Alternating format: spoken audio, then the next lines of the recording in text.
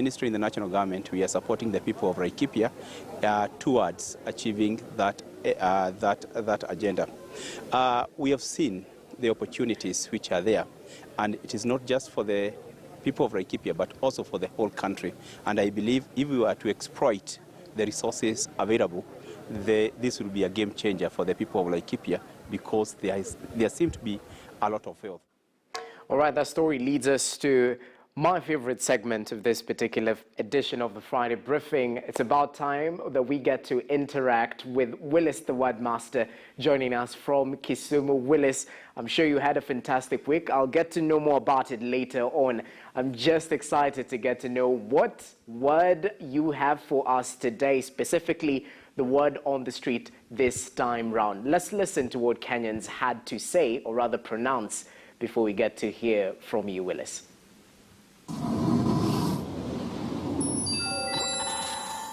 Evacue. Evacue. Evacue. Evacue. Evacue. Evacue.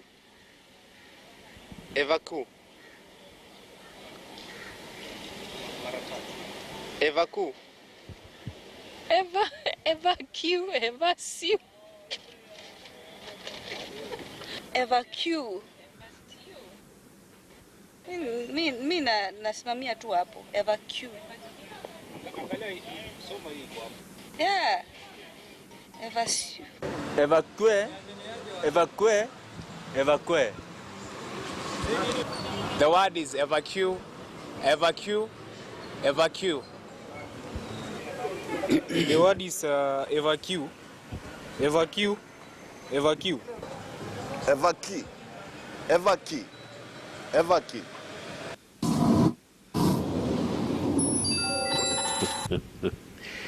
Well, dear viewers, that exactly does it for Word on the Street.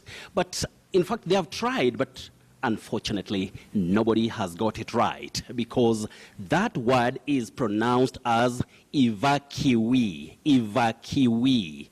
An evacuee is a person who has been, brought out of a place which is considered to be dangerous. So we have evacuate as the verb. You also have evacuation, then evacuee, evacuee. But we've had a lot of evacue, evacue, and all that. But as I always say, nobody is perfect, because certain words which are in the English vocabulary can be very tricky for anybody in this world. Nobody is perfect, not even Willis. But sometimes research makes you get what we call accurate information. Now, after evacuee, we go straight now to the first word in our collections of the week. And the first word means a thing that you buy and keep to remind you of a place or an occasion, or sometimes you buy it for somebody so that the person would always remember that at one time either you are on a holiday or any other place. Now you use it to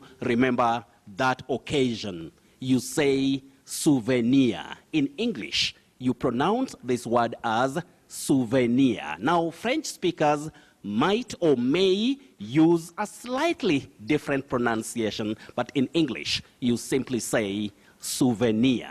Now, our next word is common locally and even internationally in communication, especially on matters IT. But now, when we have this word, many people disagree on the way to handle it. Now, can you first try wherever you are, our viewer? Can you try it? Well, you say data, data for this word. Remember, the same word is also pronounced as data with the long, low front sound, da, data. So we have two acceptable or alternative pronunciations of this word. You can choose to say data, you can also say data. So if you've been telling somebody, avoid saying data, avoid saying data, please, the two pronunciations are acceptable and they are used as alternatives. So remember, you can talk about to collect data or to collect data. Then we have data bank. data bank, and database. Our next word is a word that means, or it is an adjective, which means relating to a college or its students. If you like, students. Now, this word, you say collegiate. Collegiate. We have the stress, that is the primary stress on the second syllable. Legiate. Lee. So that syllable lee, you use the stress. Collegiate. Don't say collegiate, collegiate, and all that. You say collegiate. Just like you can say collegiate games. So, get it right, especially if you're in a career of serious communication. Sometimes the way you pronounce a word, if you pronounce it accurately, you deliver the intended message clearly or effectively. Now, our next word is a common one, and I want our viewers to try it wherever they are. I'm giving you just a second to try it. Well, you say premier, premier. The first E takes what we call the mid-front sound e.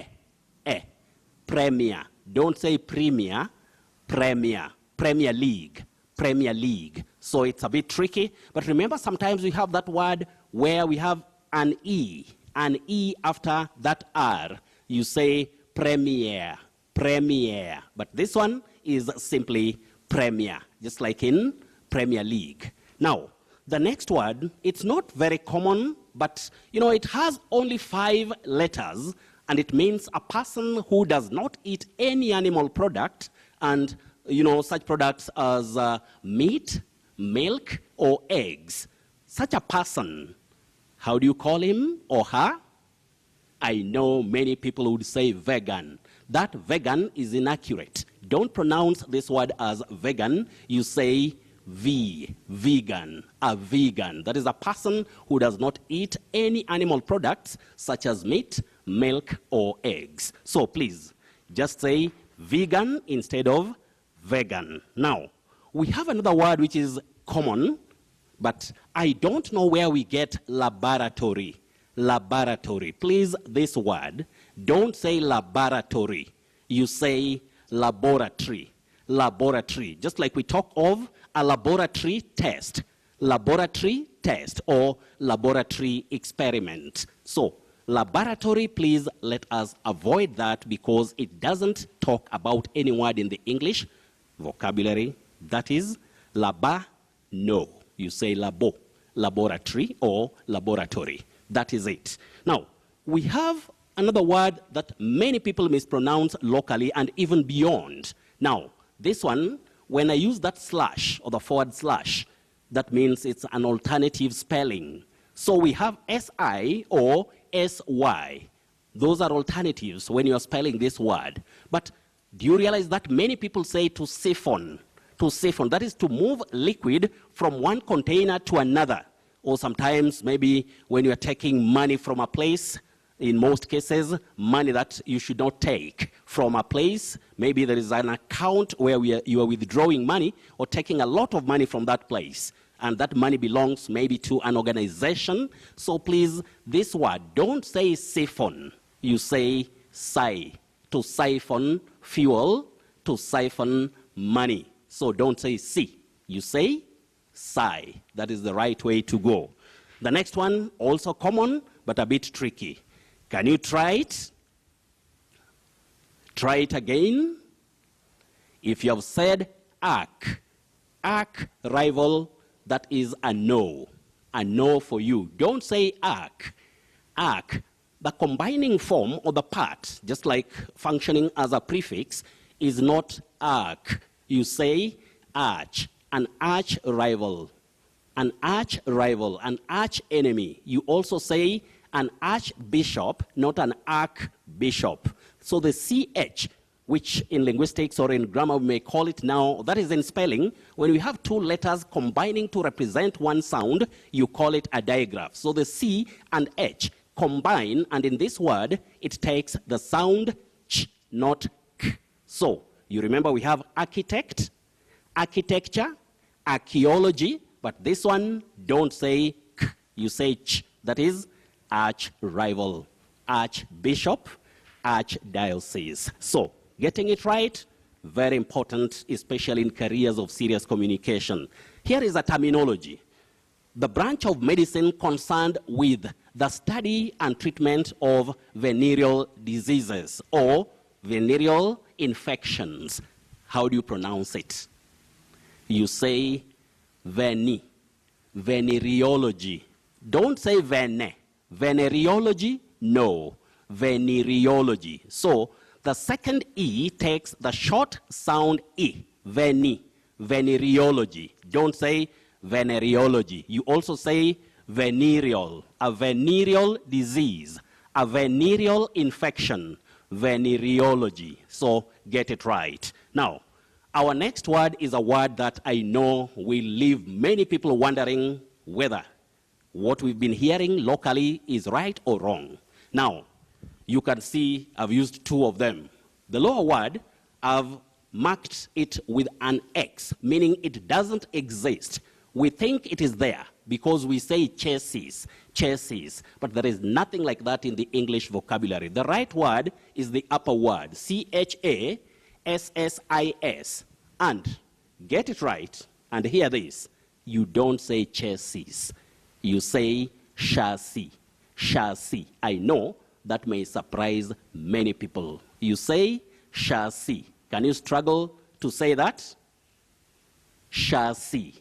I know it's tricky because we are not used to that. But getting it right is why we always seek knowledge or seek accurate information.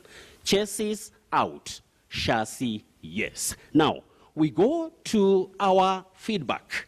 Let's go to our feedback. We have Magdalene, if you like, Maudlin Bernard of Nairobi. You say advertisement, or advertisement, but the verb is advertise, to advertise. What you avoid, don't say advertisement. You say advertisement or advertisement. Abu Amne of Lamu. Abu Amne of Lamu, you say missiles. But remember, in America, or in American English, you may hear missiles. But that word in British English, or RP, that is received pronunciation, which is the standard form of British pronunciation based on educated speech. You say missiles, the missiles. Mwalimu Elkana Matumbei of Nakuru, you say determine. Don't say determine. This word is very popular on Mind Your Language. You say determine, determined, and determination. JB Mabanga of Kampala, Uganda, you say coronavirus, and then you say dengue fever. Don't say dengue. Dengue fever, no. Dengue, very tricky. Caroline, if you like Caroline, I know locally we call it Caroline, but the name is Caroline. And Clifford of Getembe, oh, keep it up. Loving good English is great for you, and keep working hard in life for you to achieve what you want. Because, as I always say, nothing succeeds like success. Now we have Mohammed Hassan of Mandera. You say deposit, to deposit. Don't say deposit. Deposit is what our eyes see in terms of the spelling. But remember, as I always say, English is not phonetic. It's not a language in which every word is pronounced the way it is spelled. Now, this one you see deposit, but you say deposit, to deposit. Mwalimu Danish Tenye. I'm saying Danish because it has S and H. It ends in S and H. In most cases, we are used to Danish, but this one I'm seeing an H, an H. So you say Danish, that is Tenye of Agoro Sare High School, and Julius Apando, you say locust invasion. Locust invasion. Then we have Emily Mukaru of Nairobi. You say serenity. We have serene, then you come to serenity. Then zoology or zoology. Two acceptable pronunciations. Zoology or zoology. Tricky. The second pronunciation is not common locally, but it's acceptable. Zoology. The one we are used to is zoo. Zoology. Now we have engineer Jane Odiala, engineer, and Fidel Castro. Fidel Castro, both of Kisumu, you say marvelous, indigenous, and dangerous. So engineer Jane Odiala and Fidel Castro of Kisumu, that is the way to go. Susan Ongeche of Nyamonyi Girls in Siaya County and Elga Riaga of Nakuru Girls High School, you say procrastination, procrastination, and the second word is incompetent. Then we have Peter Onyango. Yes, you say attitude, attitude, not attitude, attitude. And sometimes your attitude matters a lot. Attitude towards a language. Personal attitude and personal speech habits would help you a lot. Attitude, very important. Have a positive attitude towards what you want to master. Now we have Callistus Gashau of Nyeri. You say amidst and amongst. Don't say amongst. Amongst, no. Amongst and amidst. Barak Muasia of Machakos, you say data and data. That one I have covered it, my brother. Then you say nuclei. Nuclei, that is the plural of nucleus. Don't say nuclei. Nuclei, no. In English, just say nuclei. Then finally, Ann Banda of Arusha, Tanzania, you say rancor. Rancor, the word for bitterness. Rancor. And you say egocentric or ego. Ego and ego are acceptable, so they are alternatives. Egocentric or egocentric. Then I would say Veronica Mwangi and Robert Obare, keep it up. This is KTN and it's Mind Your Language with Willis Ochieng. Now, let's go straight to surprise word for tonight. Now, this one, we are talking about that word that is used to set off a second name by which somebody is known, especially when we are talking about an actor or a criminal. Then many people find themselves saying alias. Alias, no. You say alias. Alias, Peter Nyakundi, alias so-and-so. Don't say alias. It's common but inaccurate. Just like you say to liaise, not to lias. Liaison, not liaison. Tricky. Now let's go to confusing words. The upper word, which means cautious, you say wary. Don't say worry. To be wary of somebody or something. Don't say worry for this word. The second word means very tired. And you say weary. Weary. To feel weary. That is the second one of the middle word. Then the lower word or the word at the bottom, you say worry. Worry, with the letter O taking what we call the mid-central sound, worry, worry, just like in the word sun, sun, worry. So, these words are tricky, but say wary, weary, and worry. Then we come to the words that most people asked about this week. You say could, don't say could, say could, should, would, could, should, would. L is silent. So whenever you meet these words, please, these modal verbs could, should, and would. Don't say would, should, could, because L is silent. A silent letter is a letter that is not pronounced when you are saying a word. Then finally, you get it only on KTN every Friday night, Friday briefing. The segment is Mind Your Language. Now, the inverted E. When you see this symbol, it represents the weak vowel sounds. So those who are studying linguistics may also guide you more. But please, this symbol, we call it a phonetic symbol or a sound symbol if you like. It is the inverted E, represents the weak sound A, E, O, and U. But for tonight, please, we are dealing with the weak sound A.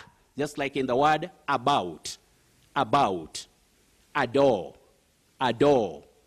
diva, and visa. So we'll also take a look maybe next week at the time or an occasion or that situation in which this symbol represents the weak sound A. Otherwise, that's about it from Kisumu for tonight. Remember, that segment is Mind Your Language, and I'm Willis Ochieng, taking you back now to Nairobi, where the hot and tough duo of Friday briefing, that is Jesse Rogers and Ashley Mazuri, are right there doing the wonderful work that they are known for. Back to you in Nairobi.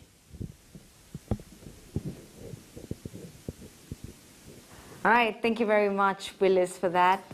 And have a good night, Jesse. Always a pleasure, Willis. Thank you. We'll see you next week. Definitely interesting pronunciations there. So? Okay, that's how we wrap things up clearly. Yeah. Oh, wow. Thank you very much for watching. Yeah. I'm Ashley Missouri, a sign language interpreter in Shariti. And I'm Jesse Rogers. Have yourself a blessed night. See you tomorrow. Okay, bye-bye.